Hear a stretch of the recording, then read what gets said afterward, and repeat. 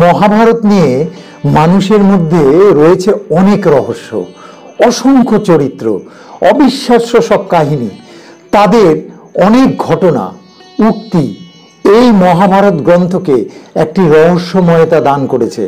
অসংখ্য পণ্ডিত, গবেষক প্রাচীনকাল থেকে এখনো পর্যন্ত চেষ্টা করে চলেছেন মহাভারতের রহস্য ভেদ করতে, কিন্তু বারবারই মহাভারতের বিভিন্ন রহস্য আমাদের সামনে উঠে আসে।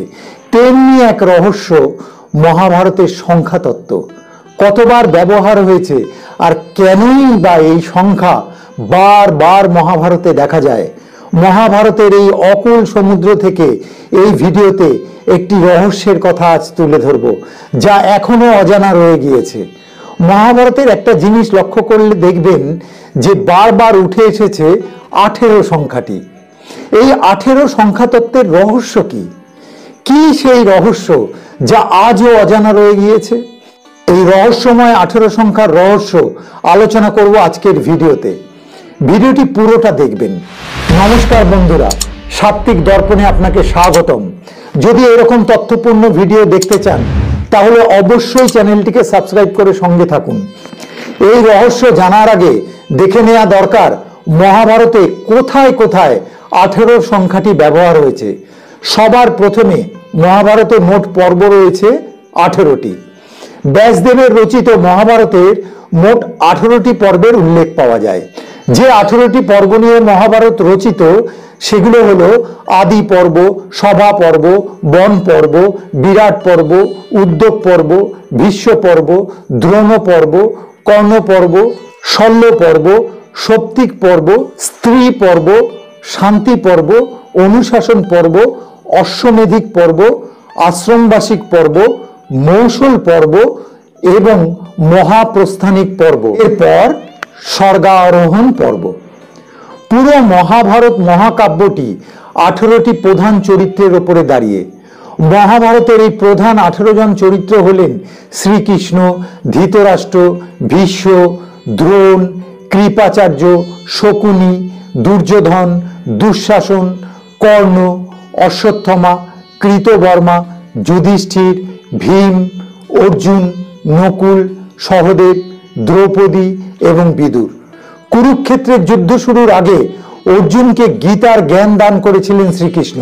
আর মহাভারতের সবচেয়ে গুরুত্বপূর্ণ জ্ঞান শ্রীমদ্ ভাগবত গীতা, যা আমাদের শেখায় জীবন কিভাবে কাটানো উচিত, তাতেও রয়েছে 18টি অধ্যায়।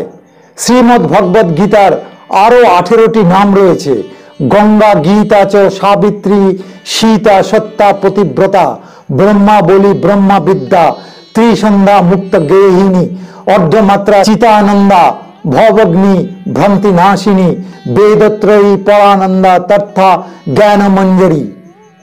আবার আপনারা সবাই জানেন যে কুরুক্ষেত্রের যুদ্ধ চলেছিল 18 দিন। এখানেই শেষ নয়, যুদ্ধের অলিন্দেও লুকিয়ে রয়েছে 18 রহস্য। কুরুক্ষেত্রের যুদ্ধে কৌরব পক্ষে সৈন্য ছিল 11 অক্ষৌহিনী, আর পাণ্ডব পক্ষের সৈন্য ছিল 7 অক্ষৌহিনী। অর্থাৎ কুরুক্ষেত্রের যুদ্ধে মোট সৈন্য সংখ্যা ছিল 18 অক্ষৌহিনী। আবার কুরুক্ষেত্রের যুদ্ধে ভীষ্ম যুদ্ধ করেছিলেন 9 দিন। 9 দিন অপরাজয় যুদ্ধের পর 9 দিন তিনি শরসজ্জায় ছিলেন। মহাভারতের মহাসংগ্রামে প্রত্যেক অক্ষৌহিনী সেনাতে রথ থাকত 21,870টি, হাতি থাকত 21,870টি, অশ্বারোহী যোদ্ধা থাকত 65,610টি। তাদের সঙ্গে সেনা থাকত 1,09,350 জন। এখানে আশ্চর্যের বিষয় হলো এই সব সংখ্যার প্রত্যেকটি অঙ্কগুলির যোগ করলে হবে 18। যেমন রথ 2 + 1 + 8 + 7 + 0 18।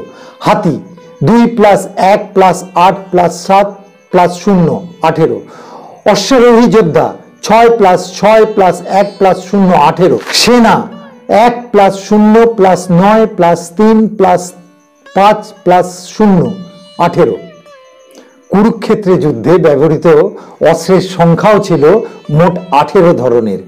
কুরুক্ষেত্রের যুদ্ধে পাণ্ডবদের সেনাদের 9টি পদ ছিল এবং কৌরব পক্ষের সেনাদেরও 9টি পদ ছিল, যোগ করলে আবার দাঁড়াচ্ছে হচ্ছে 18। স্ত্রী পর্বে বর্ণিত যুদ্ধের পরে জীবিত সেনার সংখ্যা যুধিষ্ঠিরের মতে 2,40,165 জন, যোগ করলে আবার দাঁড়াচ্ছে 18। মহাভারতে 18 লক্ষ শব্দ রয়েছে। এর পরও রয়েছে পরতে পরতে রহস্য।